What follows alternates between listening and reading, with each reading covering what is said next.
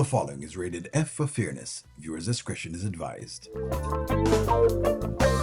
Welcome to the audio show.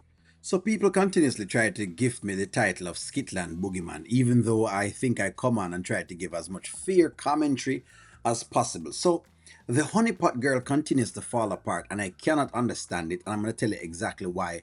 Let's jump into this. I can't say it enough. I'm so sorry. You and everybody else knows how serious I take my job.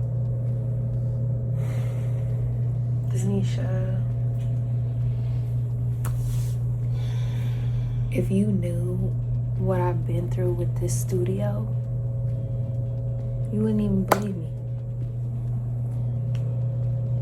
You wouldn't even believe half of what I've been through about this studio.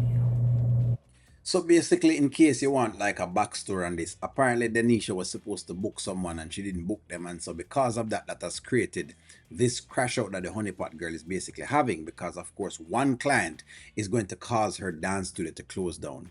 It's that half empty, half full kind of methodology I'm seeing in the honeypot girl's mind, where basically she's seeing things as basically empty. You'd think that after $30,000 per month for 5 months, which is 3 5s 15, $115,000. Well, $150,000. I apologize. You'd believe that by now she's in a place of prosperity and abundance, but clearly not. You know, as to where the money is, I don't even know. I can imagine, Tamara.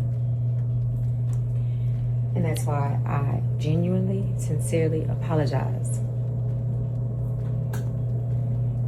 That day, my son was calling and I was supposed to put it on the calendar, and it slipped my mind as soon as I hung up the phone. It was my mistake. It's 100% on me.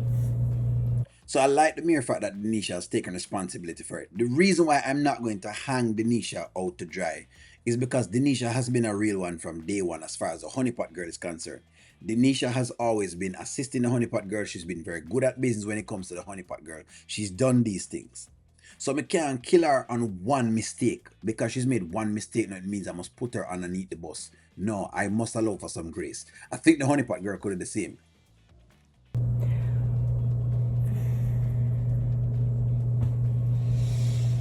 I understand it was a mistake, but this is my business. Like something this simple that cannot happen. You are absolutely right. That cannot happen. And then she coming in here all rah-rah. This girl has connections. And she talking about her people, they gonna leave reviews, this, that, and the third. Like, So is there something else that I can do? no, nothing. I sent her and her people on their way because she was rude. But either way, like, that's not the type of stuff. That's not the legacy that I want to leave. That's not the type of business that I run. Yeah, but you're going to have people who will be disgruntled in business as well, and so you have to handle those people. They are the detractors and naysayers. That comes with every business, my love. So in other words, if you want to search any Fortune 5 company, Ford, I don't know, Coca-Cola, Pepsi, name it, Amazon, Google, any company you can think of is going to have people who are detractors. Your business is no different. But again, I think it's the Wayne thing that is getting her here. This is all I got. I don't want stuff like this to keep happening, and the next thing you know, it's taken away from me. Well, we're not gonna let that happen.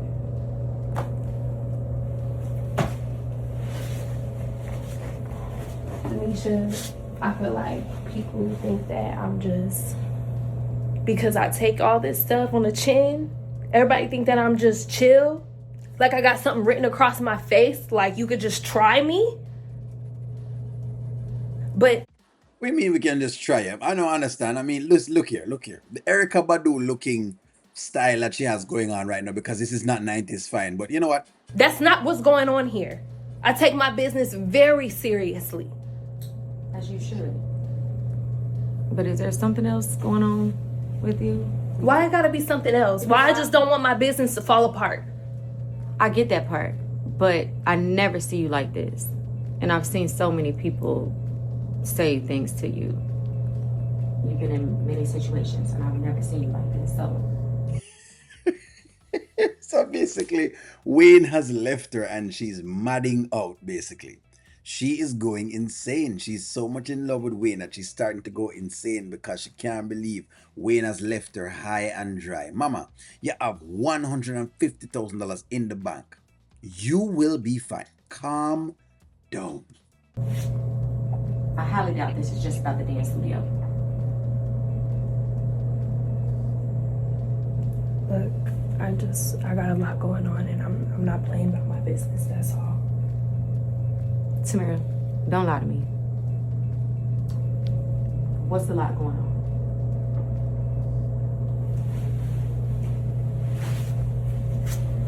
Me and Wayne broke up, and I'm trying to pour myself into my business. And when stuff like this happen, I feel like it's all falling apart.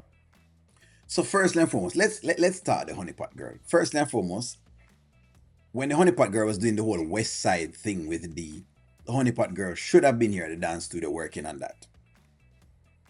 Let's work on this. So in other words, all of the time, the energy and the resources that she had should have been going in the dance studio. That's number one. Whose fault is that? Number two, the honeypot girl still is working on the like a podcasting, moving around town with Sheila. Again, she should be working on her business. Whose fault is that?